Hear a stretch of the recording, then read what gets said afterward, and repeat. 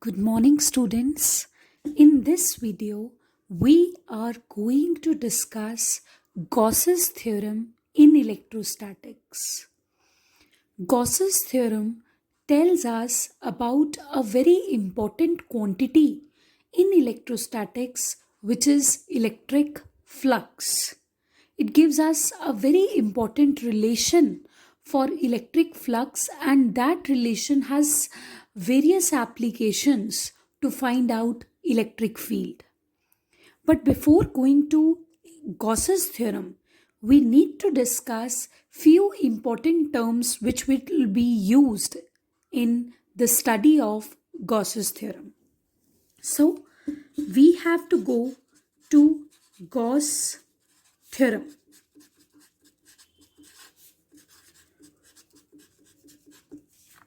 But before going to Gauss's theorem, let us study what is an area vector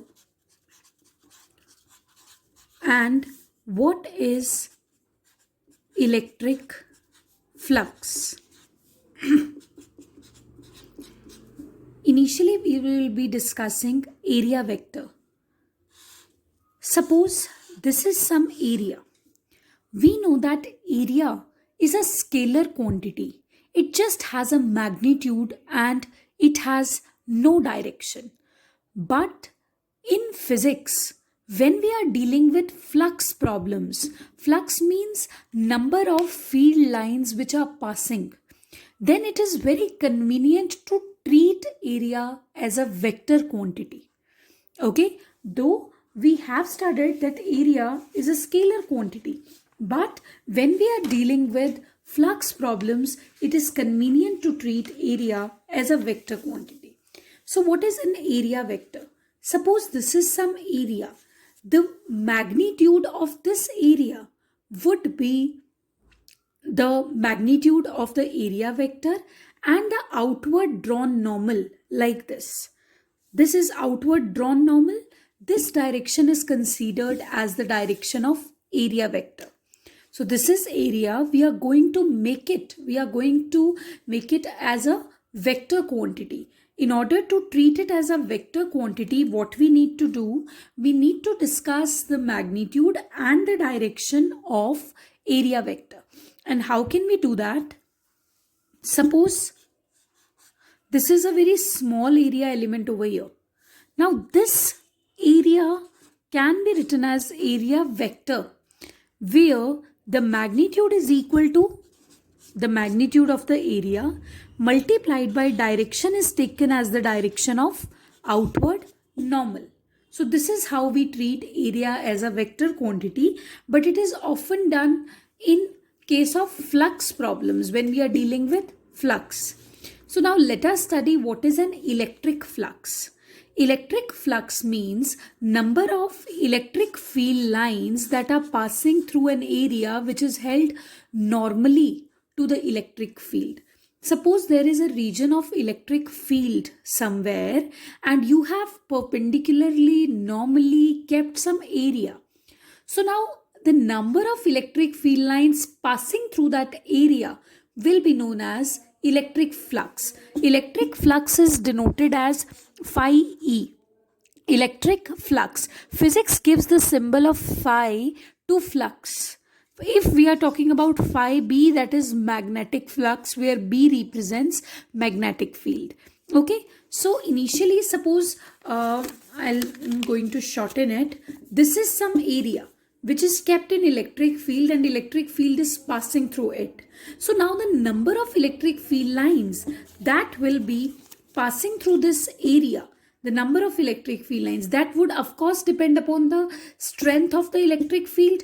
The more the strength of electric field, more number of lines would be able to pass through this area, and hence more will be the electric flux. So it would not be wrong to say that electric flux is dependent on the strength of the electric field, because more the electric field, more the electric field lines, and more the electric field lines, more probability of more number of lines, electric field lines passing through a particular area, and hence more the electric flux. Next, phi E is directly proportional to the area that you are choosing. isn't it? See, suppose this much area is subjected to electric field. Now the number of electric field lines would pass through this area. But when this area is increased, now the number of electric field lines passing through the area would become more, because the magnitude of area exposed to electric field is of course more. So in that case, phi E is directly proportional to the area exposed to electric field. Okay, so this is what is electric flux. But we are wrong if we think that these are the only two factors over which electric flux depends. Actually, there is one more factor, and this calculation becomes the other way around. See, if you have the same amount of electric field over here and the same amount of area over here, but if you would tilt this area, don't you think that few electric field lines would just simply pass above this area and they won't cross it and they won't pass through this because you have tilted it? So few lines would be left to pass through this area.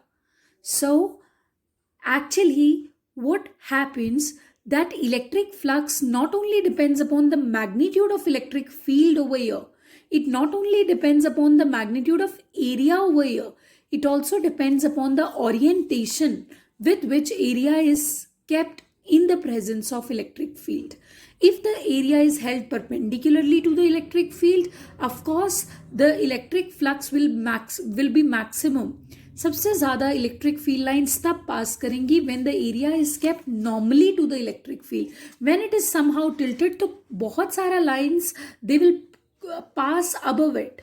They won't pass through this area, rather they would go above this area, they would go below this area, but they won't pass it. तो electric flux की value reduce हो जाएगी, because electric flux means number of electric field lines which are exactly passing through this area, which are crossing this area.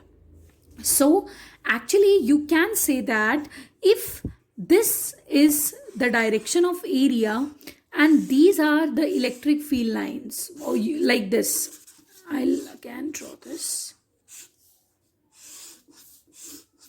So this is the outward drawn normal to this area.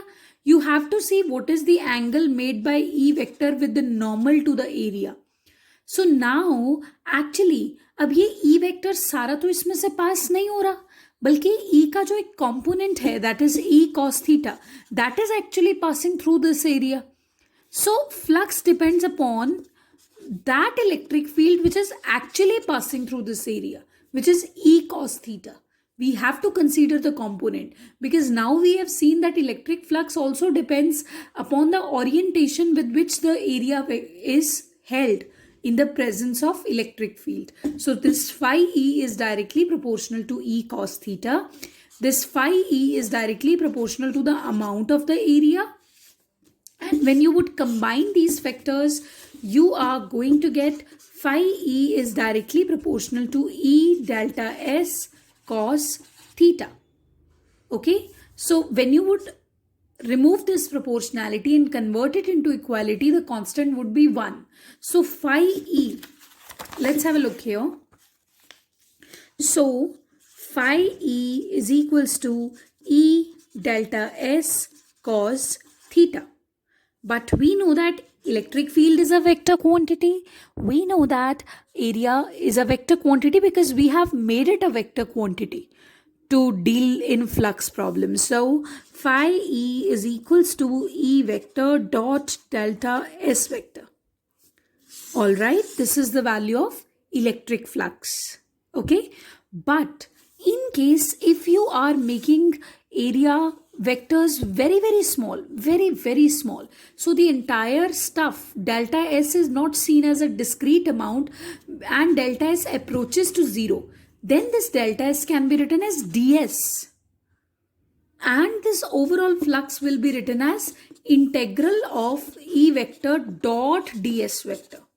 See, E vector as it is, dot as it is, but this delta S is reduced to 0. The limits and derivatives you have studied in class 11th, I know. So delta S is taken as ds, a very small area. So this becomes very continuous and so that it can be written as phi E is equals to integral of E vector dot ds vector. Fine. So this is electric flux, and next is, let us try to find out dimensional formula. Phi E is equals to EDS cos theta. Let us find out dimensional formula. E, electric field, is force per unit charge. Cos theta is base upon hypotenuse. Base upon hypotenuse. Base is length, hypotenuse is length. So M0, L0, T0 is cos theta. Force is MLT minus 2. And charge is current into time. So this is 80. Area is L square. So ये क्या होगा यहाँ पर? This M would be M1, L into L square, L cube.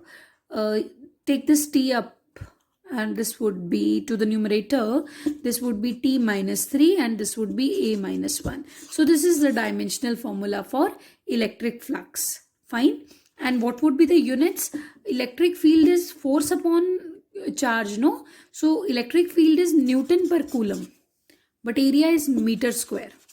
So this is Newton meter square per coulomb. This is the unit of electric flux, because electric flux is equal to electric field into area. Electric field is force upon charge, Newton upon coulomb. I've written Newton upon coulomb multiplied by area, meter square. So Newton into meter square, Newton meter square per coulomb. So this is Newton meter square per coulomb. So this is all about electric flux. Now we have achieved 2 steps to study Gauss's theorem. In next video, we will be talking about Gauss's theorem in electrostatics.